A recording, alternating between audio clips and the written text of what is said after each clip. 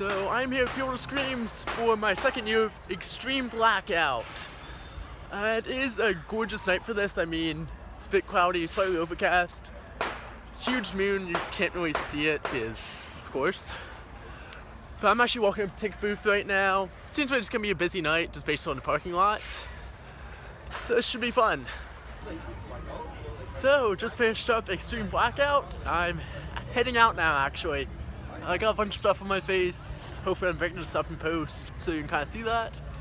Got a bunch of stuff here. It's a lot of fun. Had to do a couple of things, not as much as last year I'm pretty sure. Actually it's about the same, but still a lot of fun. Had a great time. And again, do a quick review as I'm heading out. Just kind of give a quick rundown of each of the attractions. Okay, so first I did is the Haunted Hayride. Not much different from last year. Taking people off at almost every place. There's a couple of scenes they did not grab people for, which makes sense just based on the nature of the scene. I did not get grabbed off, unfortunately. Kind of was actually hoping to, just so I could see what they were doing. Apparently they're tasing people at one of the points. Like electrical tasing people, which I guess, I don't know, I didn't get to experience it, so I don't know. Sorry, it's really cold right now, it's probably like 30 degrees out. Okay, so after the hayride, I went into the Nocturnal Wasteland, the outdoor haunted trail. That was actually a lot of fun. Didn't do as much as last year just because I didn't get picked for it, that's pretty much it.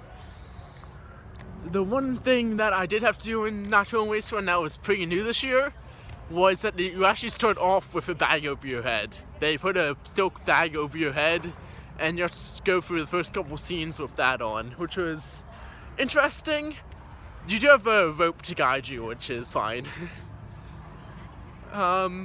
Besides that, Nocturnal Wasteland was pretty standard.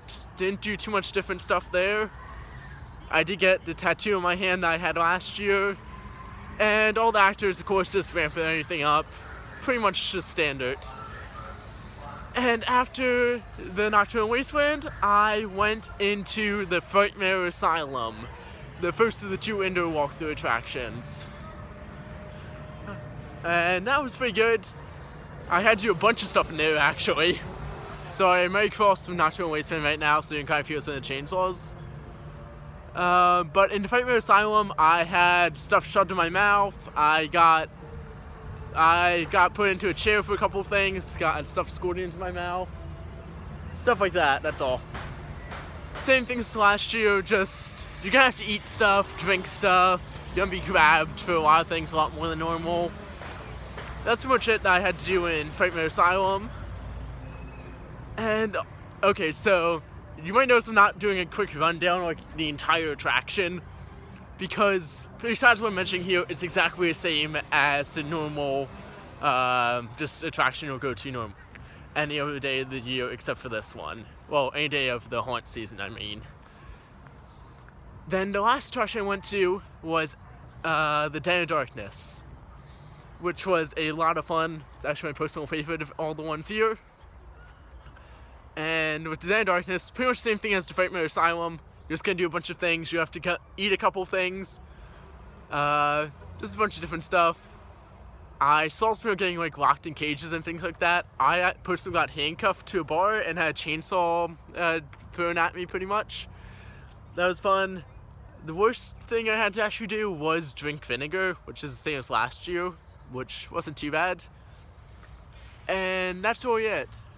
Same thing as last year, that you have to crawl on your hands and knees for a point, just making note of that. But besides that, not too much to note with the Den of Darkness. It's pretty standard from last year, nothing too big. And that's all for this. Bye!